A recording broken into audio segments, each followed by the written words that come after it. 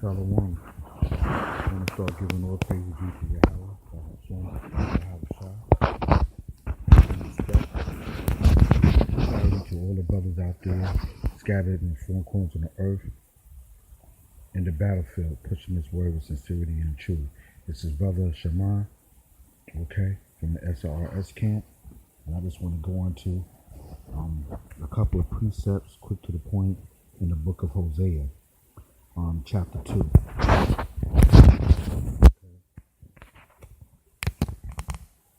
Hosea chapter 2, and I want to start from verse 5. For their mother hath played the harlot, she that conceived them hath done shamefully. For she said, I will go after my lovers, that give me my bread, and my water, and my wool, and my flax, and my oil, and my drink. Right. The book of Hosea is written in this, is symbolic to Israel playing the harlot. Okay? And what I mean by playing the harlot, when it says that she has many lovers, philosophy.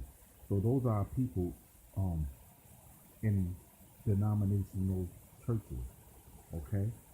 Okay, or worshiping other gods and not paying attention to the only one true powerful God, which is the Most High, which is Yahweh. Okay? So that's what our people's done back then in ancient times, and our people are doing that to this very day. So that's why our people is in the condition that they're in, because they're playing a harlot, a whore, having many lovers. Okay? And that's why they can't get anywhere, because they're cursed. And they're cursed by playing a harlot and sleeping with other lovers. And what we mean by sleeping with them, we mean symbolically, this is spiritually, symbolically sleeping around with other men. Those other men are representation of the denominational churches that the Most High is not dealing with. Okay? Okay? Also, connected with that is idols, which is their pagan holidays. Okay? So they're playing the harlot with many lovers. Okay?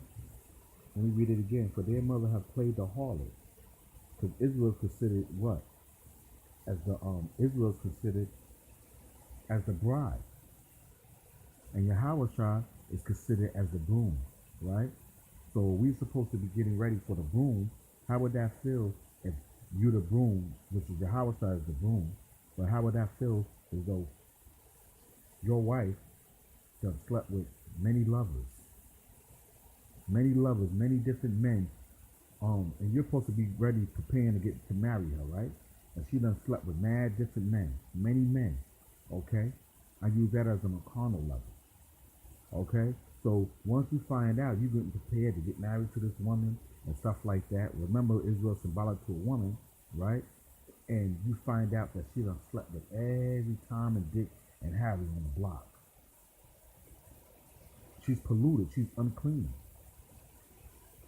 So the Most High considered Israel as unclean, and our people are still considered unclean because they're sleeping around in those churches and they're sleeping around partaking of those pagan holidays, and the Most High is not dealing with that. Here's a precept, Ezekiel 23 and 5.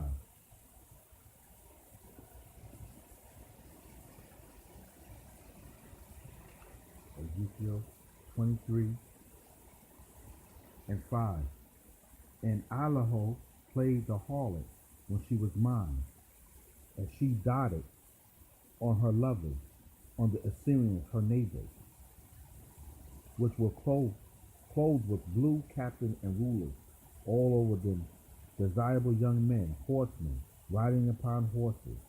Thus she committed whoredoms with them, and with them that was the chosen men of Assyria, heathen nation. Okay? And that's why we went through the captivity of Assyria, which was the northern kingdom, under Jeroboam. Okay? And then it says, with all them that were chosen men of Assyria, and with all on whom she dotted, with all their idols, she defiled herself. Okay?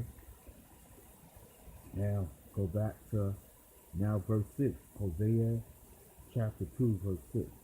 Therefore, behold, I will hedge up thy way with thorns, and make a wall that she shall not find her path. Right? And isn't that true today, to this very day?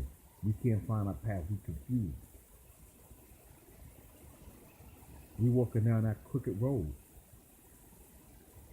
And that road that we walking down is the road of destruction. Because that's the road of the heathen. That's why we confused. That's why we on the wrong path. All right? Verse 6. Therefore, behold, I will hedge up thy way with thorns, and make a wall that she shall not find her path. Verse 7. And she shall follow after her lovers. Right. Our people are following after their lovers to this very day. Just like the old days, you know what I'm saying? Right back up to this day. That's why they're in a terrible condition.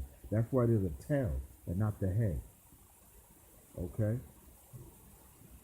And then it says, verse 7, and she shall follow after her lovers, but she shall not overtake them. And she shall seek them, but shall not find them. Then shall she say, check this out, I will go and return to my first husband. Okay? Which is Yahweh, right? For then was it better with me than now. Okay? And the Most High ain't dealing with that. After you done polluted yourself and turned yourself around, you know what I'm saying, turned yourself into the idols of the nations and the customs of the nation. Now you want to come back after you done slept with every time Dick and Harry. Now you want to come back to the husband. Unclean. Okay? Isaiah 54 precept. Isaiah 54.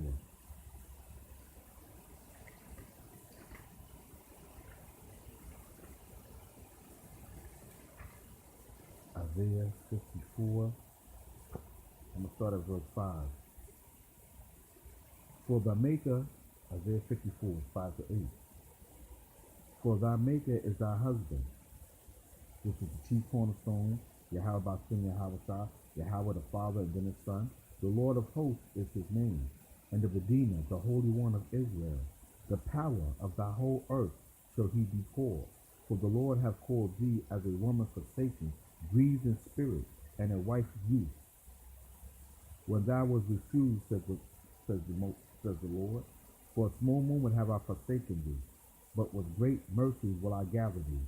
In a little wrath I hid my face from thee for a moment, but with everlasting kindness will I have mercy on thee, says the Lord, thy Redeemer. Okay? So when we get back in the grace, eventually all Israel will be saved. Okay, that's true. You know what I'm saying? But a majority of our people are going to be destroyed in this day of time. You got a lot of wicked things about to take place, and a lot of our people is not prepared for it. So that leaves only the elect men is going to make it through this. In this modern day time, they're going to make it. But eventually, on the other side, all Israel is going to make it. But right now, in this day and time, we're about to lead into World War III. You know what I'm saying? A lot of things are about to take place. You know, the prophecies are being fulfilled. So it's going to be a lot of dead bodies because the Most High said he's going to sift the house of Israel first, starting with Israel first, right? Okay. Let me finish this. That was it on that. Now back to Hosea, chapter 8. For she did not know that I gave her corn and wine and oil and multiplied her silver and gold, which they prepared for Baal. See, the Most High said, I gave you all these things. If we would have just kept the commandments, I gave you all these things, the gold, the corn, the wine, the oil, the silver. I gave it to you. But then when he gave it to us, we prepared it for Baal, the nation, the heathen god. Verse 9. Therefore will I return and take away my corn in the time thereof, and my wine in the season thereof. And I will recover my wool and my flax given to cover her nakedness. And now will I discover her lewdness in the sight of her lovers. Right? Because your lovers ain't going to save you. Your lovers ain't did nothing for you till this very day, but bring you more judgment coming from the Most High. Made the Most High be very more angry with us. Okay? And now I will discover her lewdness in the sight of her lovers, and none shall deliver her out of my hand. Okay, and I will also cause her mirth to cease, her feast days, her new moons, and her Sabbaths, and all her solemn feasts. Right. A lot of people is following the heathen custom. They're not following the high holy days to the best of their ability. They're not following their true custom. First and foremost, they don't even know who they are. So that was quick to the point, you know. Spirit led me to do that. Brother Sama,